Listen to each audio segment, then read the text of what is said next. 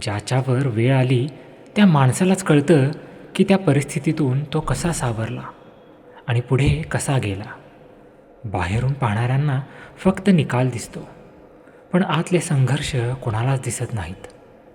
रात्री झोप न लागलेले क्षण, मनात दाटलेली भीती आणि न बोललेली वेदना, हे सगळं तो एकटाच जगत असतो.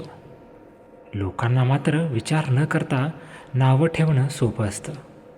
कोणाच्या वैयक्तिक आयुष्याची पार्श्वभूमी न समजता दोष काढणं म्हणजे जखमेवर मीठ चोळण्यासारखं असतं. प्रत्येक निर्णयामागे काही कारण, काही मजबुरी आणि काही तुटलेली स्वप्न दडलेली असतात. जे बोलायला सोपं वाटतं ते जगायला किती कठीण असतं हे अनुभवाशिवाय कळत नाही.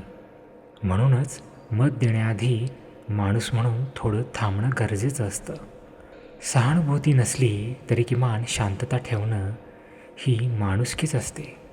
कारण शब्द जखम देतात, पण कधीकधी आयुष्यभराची खंतही देऊन जातात. स्वतःवर वेळ आली की कळतं आधाराची एक नजर किती मोलाची असते.